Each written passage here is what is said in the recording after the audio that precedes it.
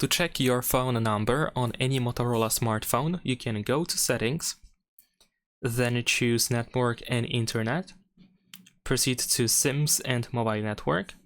Then in here, you can probably spot the phone number straight away below the name of the operator or the name of your SIM. You can also tap on that SIM in order to go to the settings of that SIM, and then we should be able to find the phone number. If you tap over here, you can open this field, and you can, for example, double tap in order to select the whole number, and then you can copy it. There we go. Besides that, we can also go back to the settings, and in here we can proceed to the the About Phone.